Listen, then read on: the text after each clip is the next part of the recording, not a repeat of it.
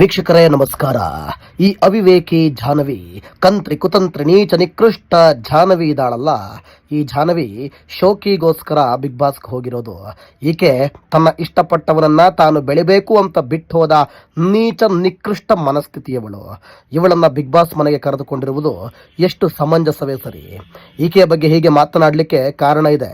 ನೀವು ಈ ಬಗ್ಗೆ ಅಭಿಪ್ರಾಯವನ್ನ ಕಮೆಂಟ್ ರೀತಿಯಲ್ಲಿ ಹೇಳಬಹುದು.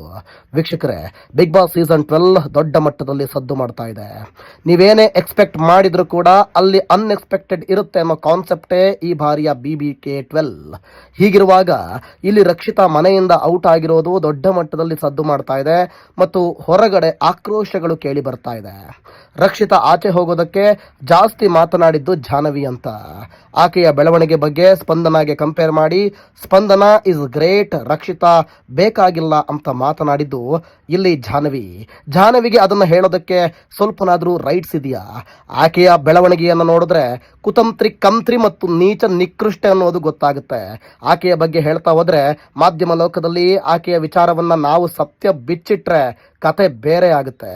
ಅಂಥವ್ರನ್ನೆಲ್ಲ ಕರೆದುಕೊಂಡು ಬಂದು ಬಿಗ್ ಬಾಸ್ನಲ್ಲಿ ಇಟ್ಕೊಂಡು ಪಾಪ ಮುಗ್ಧ ಮಾತಿನಿಂದ ವೈರಲ್ ಆದಂತ ರಕ್ಷಿತಾ, ಮುಗ್ಧತೆಯ ಮಾತಿನಿಂದ ವೈರಲ್ ಆದ ರಕ್ಷಿತಾಳನ್ನ ಕರೆಸಿದ್ದು ಬಿಗ್ ಬಾಸ್, ಕಳಿಸಿದ್ದು ಕೂಡ ಬಿಗ್ ಬಾಸ್. ಇದೆಂತ ಅವಮಾನ! ಇದು ಈ ರೀತಿ ನಡೆ ಸರಿಯೇ? ಈ ರೀತಿ ಮಾಡಿದ್ದು ಎಷ್ಟರ ಮಟ್ಟಿಗೆ ಸರಿ? ನೀವು ಕಾಮೆಂಟ್ ಮೂಲಕ ತಿಳಿಸಬಹುದು. BBKನಲ್ಲಿ 18 ಜನ ಪ್ರತಿ ವರ್ಷ ಕರೆಸಲಾಗ್ತಾ ಇತ್ತು. ಈ ಬಾರಿ 19 ಜನರನ್ನ ಕರೆಸಿದ್ದು ನೋಡ್ತಾ ಇದ್ರೆ ಇದು ಮುಂಚಿತವಾಗಿಯೇ ಪ್ರೀ ಪ್ಲಾನ್ ಆಗಿತ್ತು ಅಂತ ಹೇಳಲಾಗ್ತಾ ಇದೆ. ನನಗನಿಸೋ ಪ್ರಕಾರ ಇಡೀ 19 ಜನರಲ್ಲಿ ಈ ಜಾಹ್ನವಿಯನ್ನ ಎತ್ತಿ ಆಚೆ ಬಿಸಾಕಿದ್ರೆ ಅದು ಉತ್ತಮ ಮತ್ತು ಅತ್ಯುತ್ತಮ. ಇಲ್ಲಿ ರಕ್ಷಿತಾಳನ್ನ ಕಳಿಸಿದ್ದು ಎಲ್ಲೋ ಒಂದು ಕಡೆ ಕಾಮಿಡಿ ಪಂಚಿಂಗ್ ಮಿಸ್ ಆಯಿತು ಅನ್ನಿಸ್ತಾ ಇದೆ.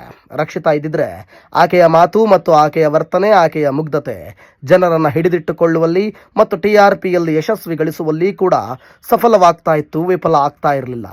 ಇಲ್ಲಿ ದುರಂಕಾರಿ ಮತ್ತು ಅಹಂಕಾರಿ ಎಲ್ಲ ಇಡೀ ಸಂಪೂರ್ಣ ಕೆಟ್ಟ ಬುದ್ಧಿ ಇಟ್ಕೊಂಡಿರುವಂತಹ ಜಾಹ್ನವಿಯನ್ನು ಉಳಿಸ್ಕೊಂಡಿರೋದು ಎಷ್ಟರ ಮಟ್ಟಿಗೆ ಸರಿ ಅನ್ನೋದು ಇಲ್ಲಿ ಜನರ ಪ್ರಶ್ನೆ.